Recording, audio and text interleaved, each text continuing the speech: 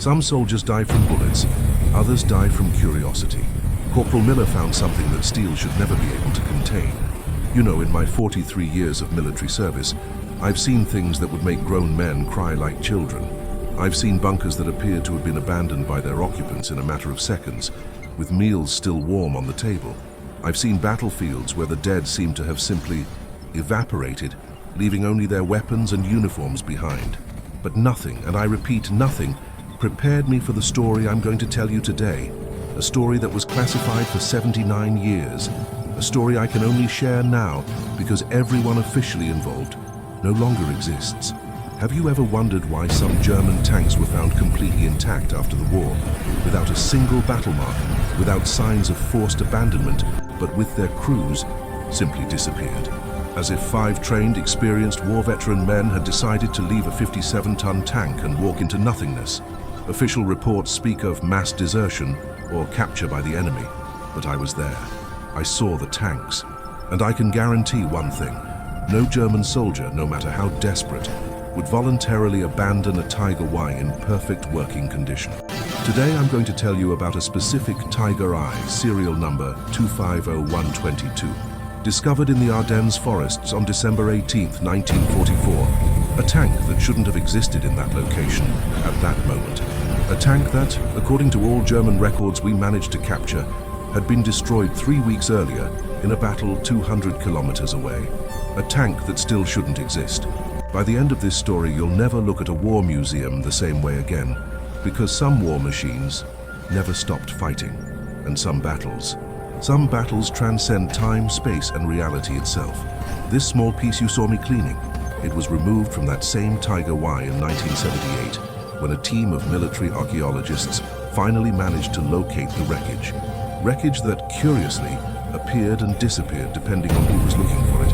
Prepare yourselves, because Corporal Robert Miller's story will change everything you think you know about war, about reality, and about the price some men pay for curiosity.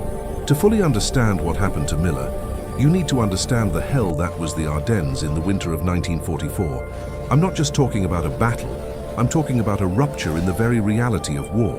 It was December 1944. World War II was supposedly coming to an end. The Allies had landed in Normandy, Paris had been liberated, and everyone believed Hitler was finished. American soldiers were writing letters home talking about spending Christmas 1945 in their own beds. They were wrong. On December 16th at 5:30 in the morning, hell opened in the Belgian forests. Hitler had saved his last card. Operation Wacht am Rhein, Watch on the Rhine.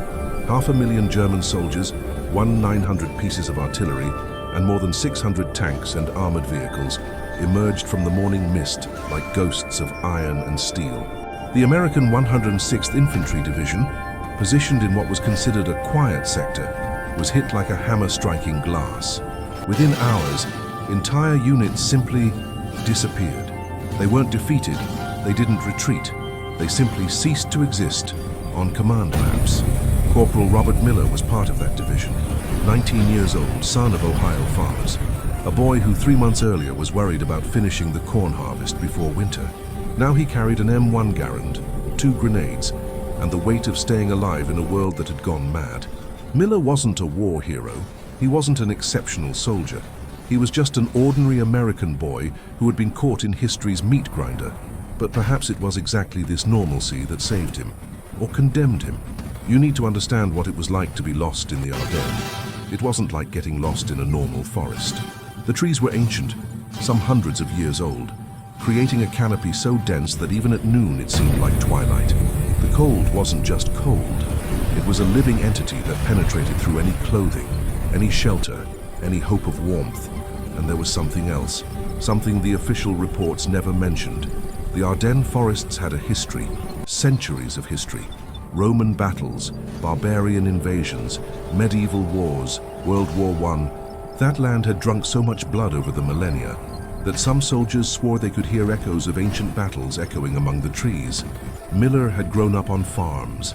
He understood the land, understood how nature worked, and from the first day in the Ardennes, he knew there was something wrong with that forest.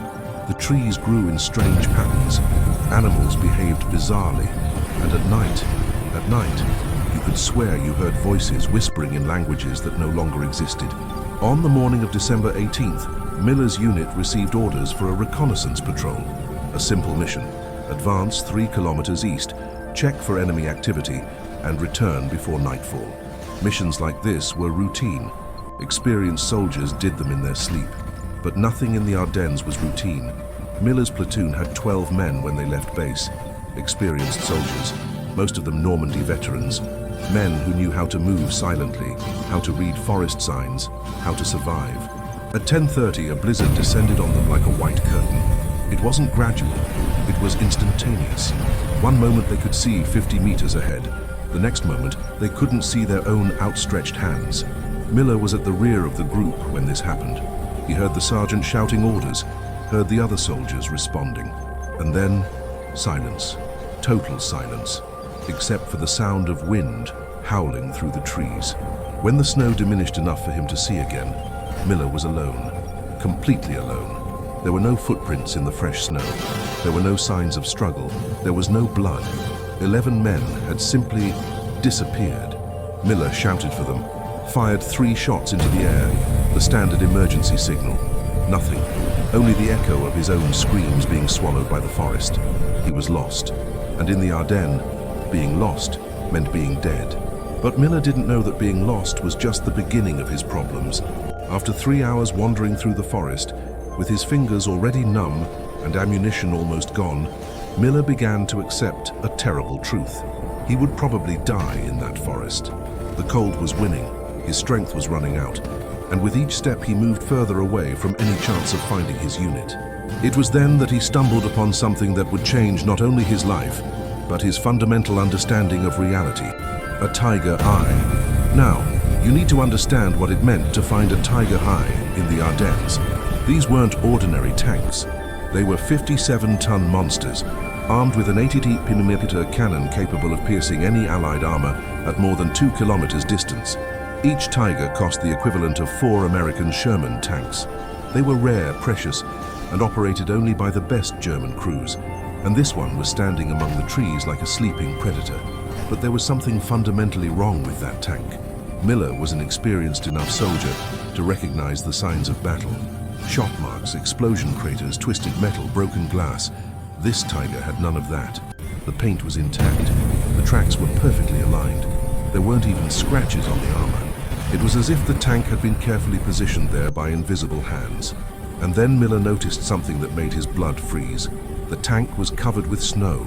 Yes, but the snow didn't stick to the metal. It melted and flowed in small streams of water that steamed in the frozen air. The Tiger radiated heat. Miller approached cautiously, his M1 Garand in firing position.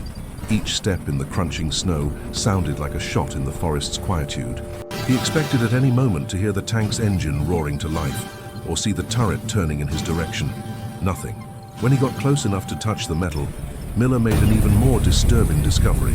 The engine was silent, but he could feel vibrations coming from inside the tank. They weren't mechanical vibrations, they were rhythmic, organic, like a heart beating. Miller circled the tank, looking for signs of the crew. There were no bodies around. There was no abandoned equipment. There weren't even footprints in the snow. It was as if the Tiger had simply materialized there, complete and intact. And then he saw something that made him question his own sanity: the tank's identification marks, the serial number, 250122. Miller knew that number. Every American soldier in the Ardennes knew it. It was the Tiger that had destroyed an entire column of Sherman tanks 3 weeks earlier, 200 kilometers away. The tank that had been officially destroyed by an air attack 2 days later. But there it was, intact, impossible. With the cold becoming deadly and his options running out, Miller made the decision that would change his life forever. He climbed onto the Tiger's hull, his numb fingers struggling to find support on the frozen metal, and forced open the commander's hatch. What he found when he opened that hatch, what he found defied not only military logic, but the very laws of physics. When Miller opened the Tiger's hatch, he expected to find the typical scene of a tank abandoned in combat. Decomposing bodies, dried blood on metal walls, the sweet and nauseating smell of death, scattered equipment, abandoned ammunition, perhaps some documents that might be useful to military intelligence. Instead, what he found was something his mind struggled to process. The tank's interior was clean. Not just clean, it was immaculate, as if it had just come out of the factory. Every metal surface gleamed with a luster that shouldn't exist in a combat vehicle. There was no dust, no dirt, not even the characteristic smell of oil and gunpowder that permeated all military vehicles. But the most disturbing thing was the uniforms. 5 complete German uniforms, perfectly folded in each crew seat. The commander, the gunner, the loader, the driver, the radio operator. Each uniform was positioned exactly as if there was still a body inside it, but there were no bodies. It was as if 5 men had simply evaporated from inside their clothes. And then there was the light, a soft reddish luminosity that seemed to emanate from the metal walls themselves. There were no visible lamps, no apparent power source. The tank's steel glowed with its own light, pulsing softly like a heart. Miller descended into the tank, his movements cautious and deliberate.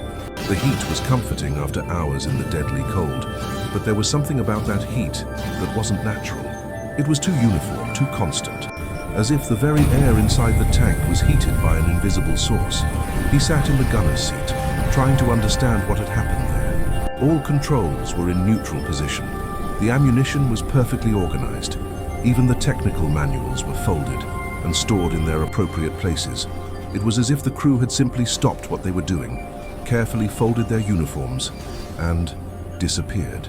It was then that Miller noticed the radio. It was on.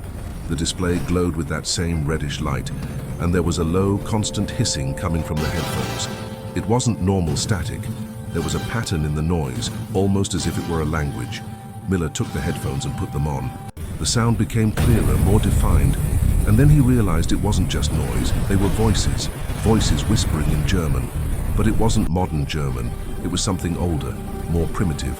And within the German whispers, Miller began to hear other voices. French, English, and then American. Voices that knew his name. Robert Miller, the voices whispered. Robert Miller from Ohio, son of James and Martha Miller, boyfriend of Sarah Thompson, soldier lost in the forest. Miller ripped off the headphones, his heart beating uncontrollably. How did those voices know his name? How did they know about Sarah? How did they know about his family? He looked around the tank's interior, searching for some logical explanation. Maybe there were captured American documents. Maybe German intelligence had information about American soldiers, but there were no documents. There was nothing that explained how voices from a German radio could know intimate details about his life. And then Miller tried to get out of the tank. The hatch wouldn't move. He pushed with all his strength, beat the metal with his fists, tried to use his bayonet as a lever. Nothing. It was as if the hatch had welded itself to the rest of the tank. Miller was trapped. And it was then that he realized that the sounds of war outside had completely disappeared. There was no more distant echo of artillery. There was no more sound of wind in the trees. There was no more anything. Total silence. As if the outside world had simply stopped existing. Trapped inside that tiger, Miller began to do what any trained soldier would do. Assess his situation and look for an exit. He had limited ammunition, some emergency rations, and a canteen half full of water. Enough resources for maybe 2 days if he was careful. But as the hours passed, Miller began to realize that his normal survival concerns didn't apply there. He didn't feel hungry. He didn't feel thirsty. He didn't feel tired. It was as if his body had entered some kind of suspended state, and the radio kept whispering. Miller tried to ignore the voices, but they were persistent. They talked about his childhood in Ohio, about the day he decided to enlist, about the last letter he had written to Sarah. Details that no one but him should know. "You remember the red barn," the voices whispered, "where you and Sarah met on Sunday afternoons. You remember the promise you made to her before leaving for war." Miller remembered. He remembered every detail. The promise to come home, the promise to marry her, the promise that the war wouldn't change him. "But you changed, didn't you, Robert?" The voices continued. "You killed men. You saw things no Ohio farmer should see. You're no longer the boy Sarah knew." Miller tried to block out the voices, but they seemed to come from inside his own head now. Not just from the radio, but from the tank's walls, from the air around him, from his own thoughts. And then the voices began to talk about things that hadn't happened yet. "You'll never return to Ohio," they whispered. Sarah will marry Thomas Henderson in 1947. Your parents will die thinking you deserted. Your farm will be sold to pay debts. But here, Robert, here you can stay forever. Here you never age. Here the war never ends, but you never die. Here you can be part of something greater. Miller looked around the tank's interior and began to notice details he had missed before. The German uniforms weren't just folded, they were positioned, as if invisible bodies were still wearing them. And when he looked directly at them, he could swear he saw subtle movements. A breath here, a position adjustment there. We are here, the voices whispered, now clearly coming from the empty uniforms. We have always been here. Klaus, the commander, Heinrich, the gunner, Franz, the loader, Wilhelm, the driver, and Eric, the radio operator. Miller could see the names embroidered on the uniforms now, though he was sure they hadn't been there before. We were like you, Robert. Lost soldiers. Soldiers who found this place and decided to stay. And now you can join us. It was then that Miller saw his own reflection in the tank's periscope. But it wasn't his current reflection. It was himself, decades older, wearing a German uniform, sitting in the commander's seat that should have been empty. The reflection smiled and waved at him. "Welcome to the crew," said the reflection with his own voice, but aged and tired. "You'll like it here. Time doesn't pass. The war never ends, and you'll never feel cold or hunger or fear again." Miller screamed. He punched the periscope with all his strength. The glass didn't break. There wasn't even a crack. He tried to break anything he could break, but the tank seemed to absorb his violence, as if it were feeding on his despair. "Don't fight it," the voices whispered. "Accept it. You're already dead, Robert. You died of cold in the forest hours ago. This is just a transition." And it was then that Miller understood the terrible truth. The Tiger wasn't just a tank. It was a trap. A dimensional prison that collected lost soldiers and transformed them into part of its eternal crew. A machine that fed on war, on fear, on despair. And that had found in him its next meal. But as the hours transformed into something that could no longer be measured in normal time, Miller began to realize that something more complex was happening. The voices weren't just echoes of dead soldiers. They were fragments of consciousness, pieces of souls that had been collected over decades, perhaps centuries, and each fragment carried memories. Memories of battles Miller had never fought, of places he had never visited, of people he had never met. He began to see through the eyes of Klaus, the German commander who had found the tank during the retreat from Stalingrad. He felt the despair of Heinrich, the young gunner who had lied about his age to enlist. He experienced the guilt of Franz, the literature professor who had been forced to kill to survive. Each story was different, but all ended the same way. Lost soldiers, desperate soldiers, soldiers who had found the Tiger and made the same impossible choice that Miller now faced. Stay and become part of the eternal machine, or leave and accept an even more terrible truth. What happened next is the part of the story that disturbs me most, because Miller told me details that no man should know. As Miller accepted his situation, something extraordinary began to happen. His perception expanded. He began to see beyond the physical limitations of the tank. He began to understand that the Tiger wasn't just a vehicle. It was a nexus, a convergence point between different realities. Through the periscopes, Miller no longer saw the Ardennes forest of 1944. He saw all the Ardennes. The Roman forest of 50 AD, where legions had marched and died. The medieval forest of 1200, where Crusader knights had gotten lost. The World War I forest, where French and German soldiers had killed each other in muddy trenches. And he saw the future. He saw the forest of 1978, where archaeologists would find the tank. He saw the forest of 2010, where tourists would take photos of war memorials. He saw the forest of 2050, where something terrible would happen again. "You're beginning to understand," the voices whispered. "This place, this tank, is an archive, a repository of all the wars that have ever been fought here, and we are the guardians." Miller looked at the empty uniforms and now could see the men who had worn them. Klaus, a Stalingrad veteran with dead eyes and scars that told stories of horror. Heinrich, a 17-year-old boy who had lied about his age to enlist. Franz, a literature professor who had been drafted against his will. All of them had been lost soldiers. All of them had found the tank. All of them had made the same choice that Miller was being forced to make. But there's a difference, said Klaus, his voice echoing directly in Miller's mind. We chose to stay. You can still choose to leave. Miller looked at the German commander, confused. Leave? But the hatch only opens when you really want to get out, Heinrich explained. But leaving means facing the truth. It means accepting that you died in the forest. It means accepting that everything you were, everything you could have been is over. Or you can stay, Franz continued. You can join us. You can help guard the memories of all wars. You can be part of something eternal. Miller looked around the tank, seeing now not just the metal interior, but the layers of reality that overlapped. He saw soldiers from all eras passing like ghosts through the walls. He saw battles being fought and refought infinitely. He saw the very essence of war distilled in its purest form. And then he saw Sarah, not the Sarah of his memories, but the real Sarah in Ohio, receiving news that he was missing in action. He saw the tears in her eyes, saw the pain on her face. He saw her waiting day after day for news that would never come. She'll get over it, Wilhelm whispered. She'll marry another man. She'll have children. She'll be happy. Your memory will be just a shadow in her life. But if you stay, Eric added, you can visit her in her dreams. In her memories, you can be part of her life forever. Miller closed his eyes and made his decision.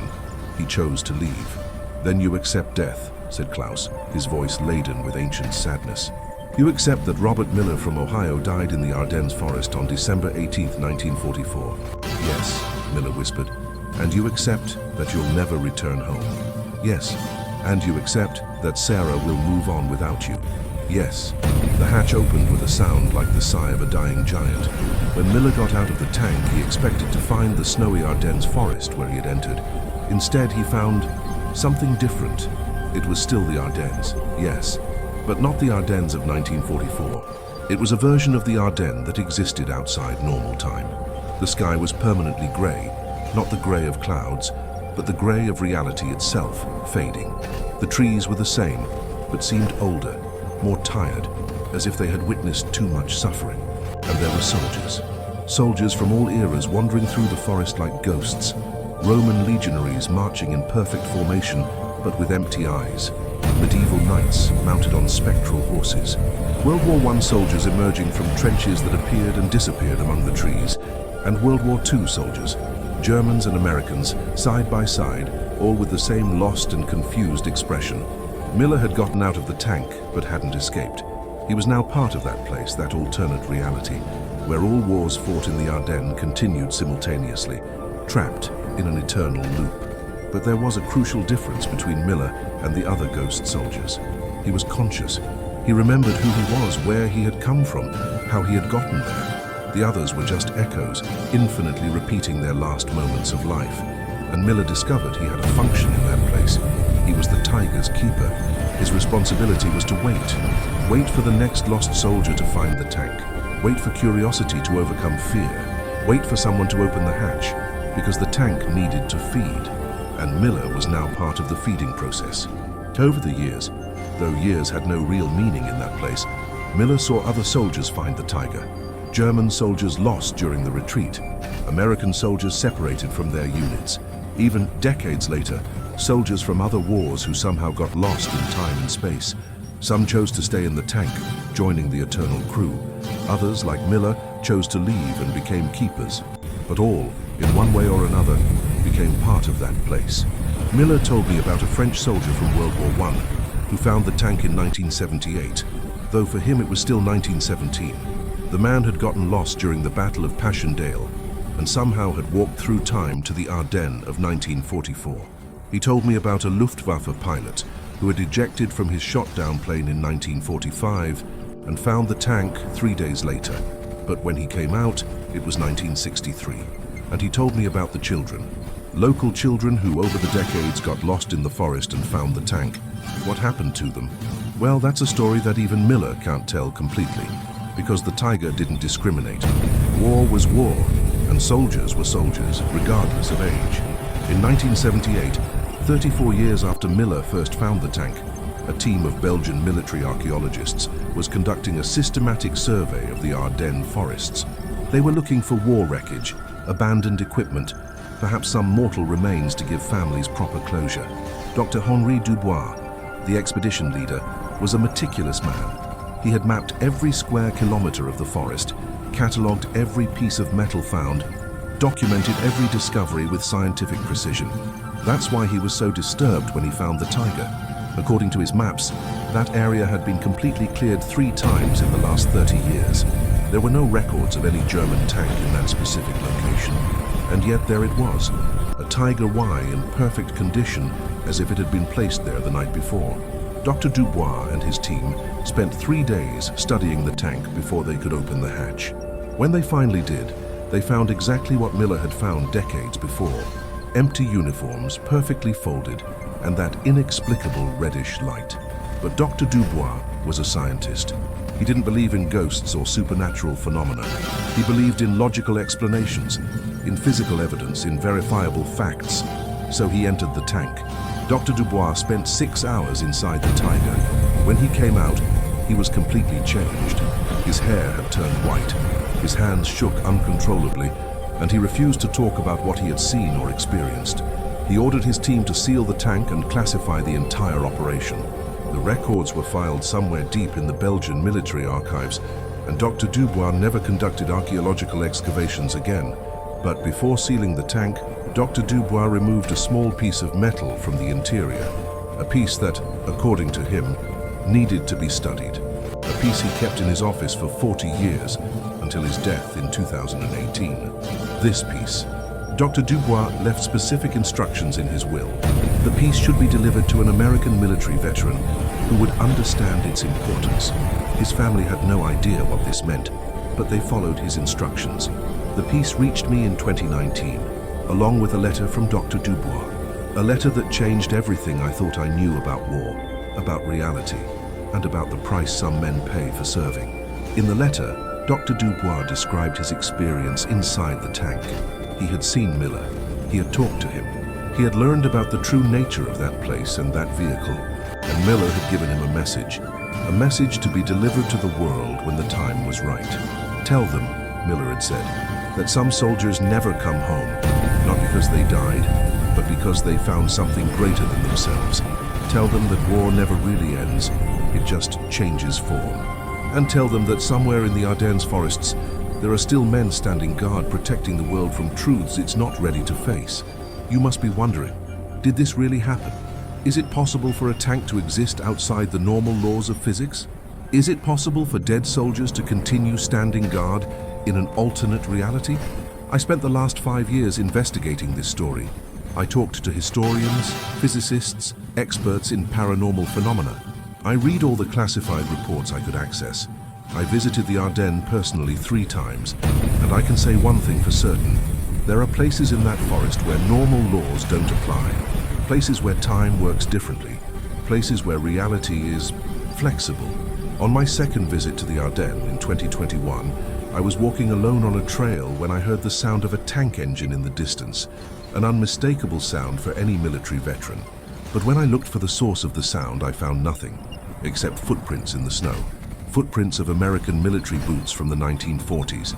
Footprints that led to a clearing where the snow had melted in a perfect pattern of a tank's shape. On my third visit in 2023, I brought detection equipment, metal detectors, infrared cameras, sensitive audio recorders. And on a specific night, December 18th, the anniversary of the day Miller found the tank, my equipment detected something extraordinary. A tank-shaped heat signature, appearing and disappearing among the trees. Voices whispering at frequencies that could barely be detected. And a magnetic anomaly so intense that all my instruments stopped working simultaneously. When the equipment started working again, I found a message recorded on one of the recorders. A message that hadn't been there before. It was Miller's voice. Older, more tired, but unmistakably American. And he was speaking directly to me. Sergeant Elias, the recording said, "Thank you for telling our story. But there's more. There's always more. The Tiger isn't the only one. There are other places, other machines, other soldiers. The war is bigger than you imagine, and we continue fighting. If you want to know more, come back next December 18th, alone, and bring this piece of metal. It's a key, and there are doors that need to be opened."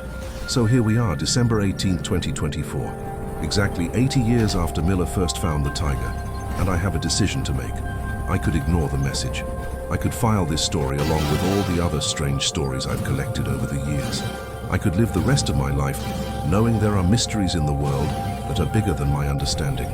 Or I could return to the Ardennes. I could look for answers. I could try to understand the true nature of war, of reality, and of the price some men pay for serving.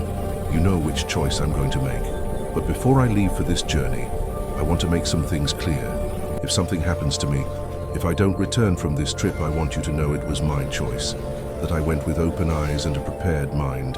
And I want you to keep asking questions. Keep looking for truths that others prefer to keep buried. Keep honoring the memory of soldiers who never came home. Not just those who died, but those who found something greater than themselves. This piece goes with me to the Ardennes. And if Dr. Dubois was right, if it really is a key, then maybe I can finally understand what Miller and the others are guarding in that forest. But there's one thing I want you to understand. Not every curiosity is worth satisfying. Not every door should be opened. Not every truth should be revealed. Sometimes ignorance is a blessing. Sometimes not knowing is the only thing that keeps us sane. Miller chose to leave the tank but couldn't escape his responsibility. Dr. Dubois chose to enter the tank, and it changed him forever. Now I'm choosing to look for answers, knowing they might cost me everything. If you liked this story, if it made you think, if it made you question the nature of reality, then my mission was accomplished. Leave a like, subscribe to the channel and share your theories in the comments. But more importantly, remember the soldiers. All soldiers, those who came home and those who didn't. Those who died in battle and those who found fates worse than death. Remember that war never really ends, it just changes form. And somewhere in dark forests and forgotten places, there are still men standing guard, protecting the world from truths it's not ready to face. Until the next story, if there is a next story. And remember, not every curiosity is worth satisfying.